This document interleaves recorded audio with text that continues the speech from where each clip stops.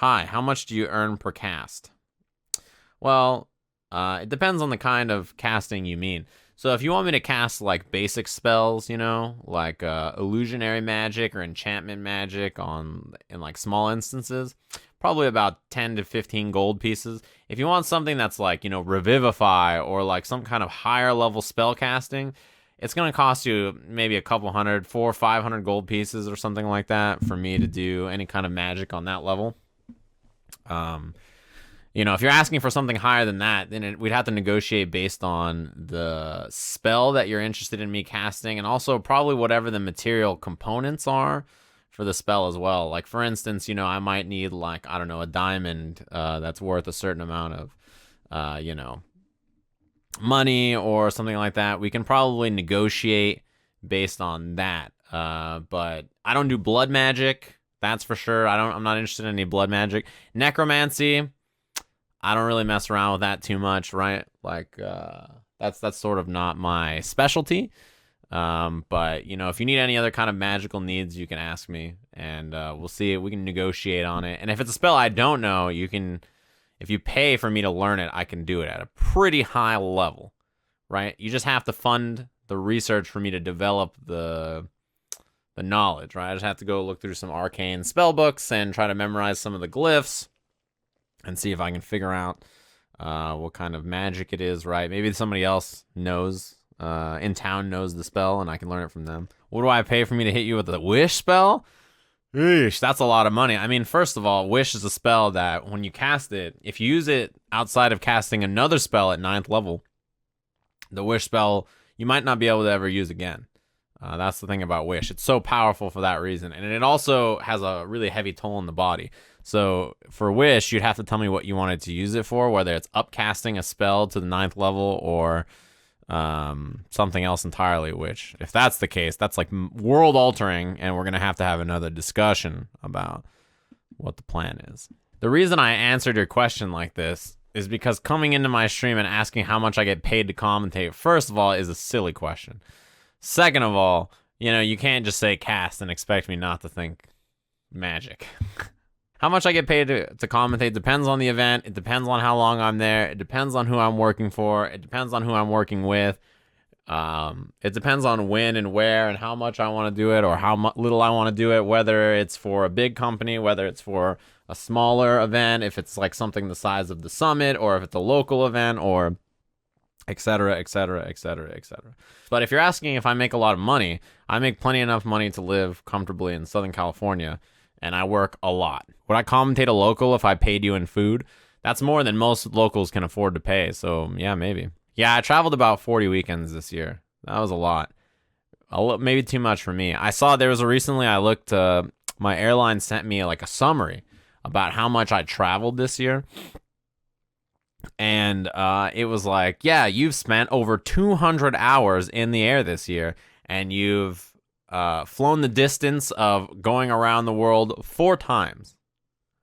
You've completed like 4 complete trips around the world 4 times in terms of miles done. I ended the year with about 112,000 miles flown.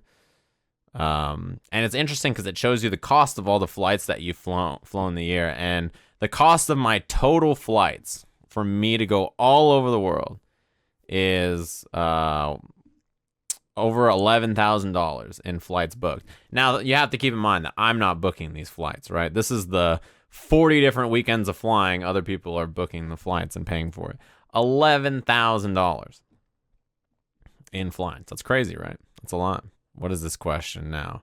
Are all casters from communities, or did they go to commentary school if that exists? Well, it depends on the kind of caster, right? So wizards are traditional. They learn via studying, right? So they go to some kind of wizard school, or they learn from like a master, or they learn from somebody else who has arcane knowledge, and they are through studying, right? That's how wizards work. If you're talking about something like a sorcerer, that's like inherent magic that's done based on their like just bloodline, or because they just have magic in them, or there's like an evil pact or deal that's been made, or there's some kind of impression on their body that's left them with magical abilities.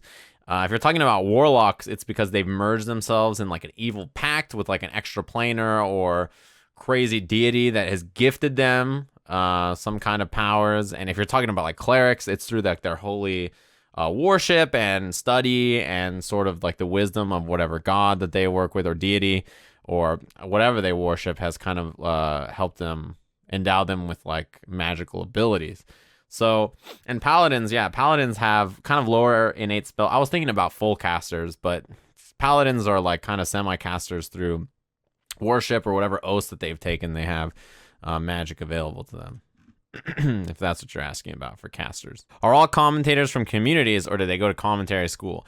It depends on what you're talking about. Most of us didn't go to broadcast school. I was a communications major, but most people don't go to broadcast school or get official training. They just sort of learn and go on the fly because it was a hobby that they're sort of semi-interested in, and then it became a little bit more serious after that. Like, if you think about the way that I learned how to commentate, the way it worked is I've done tons of YouTube videos. I did lots of commentary at locals. I've done lots of commentary at events. So when you think about it, I commentate almost every single day of the week, right? Between match analysis, between tournaments, between YouTube content, I just commentate every day of the week, right?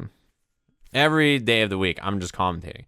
So if you compare me to almost any other commentator in fighting games, it's like, who could have more hours on the mic than me, right? Because I'm streaming and commentating matches every day. I'm traveling 40 weekends a year, commentating all the time. I'm doing YouTube videos where I'm doing commentary all the time. It's like impossible, right? So I just have tons of practice. That's why when people ask me, like, how do I get better? I'm just like, you have to practice a shit ton. You have to practice a shit ton. It has to be something you work on every single day. Like any skill, you have to practice it until you're so, like, you know, in tune with it and familiar with it that you get good. Because when you start, you're going to suck. The thing about me is that I'm pretty good about managing breaks in my schedule. And the other thing is that I'm also pretty good at switching up the games I'm commentating. So I kind of rotate between different games all the time.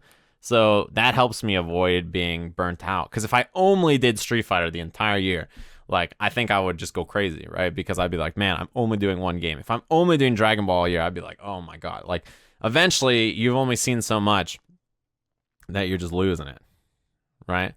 So when it comes to like me as a commentator, I like following multiple games because it helps me keep fresh, and it's more work, but more work I think is good for me because I want to stay busy, right?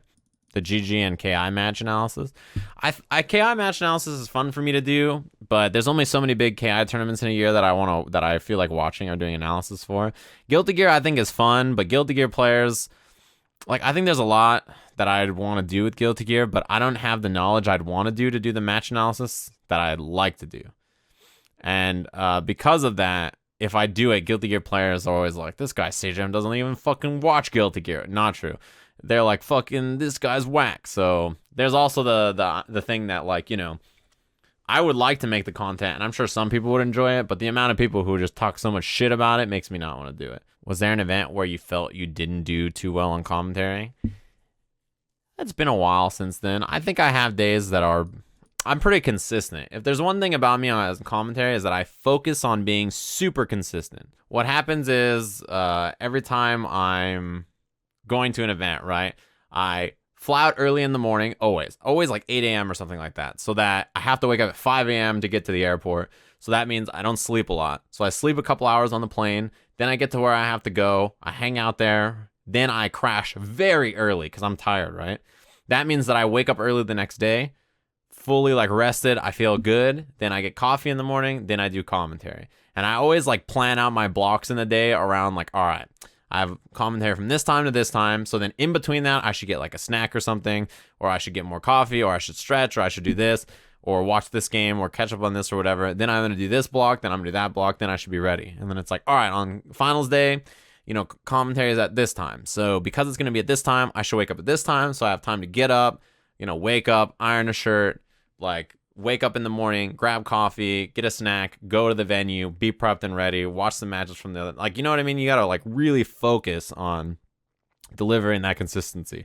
And the amount of people who think about it like that is very low, which is why I think there's a lot of people who dip up and down between, you know, showing up tired or hungover or not feeling very well, et cetera, et cetera, et cetera. You know what I mean?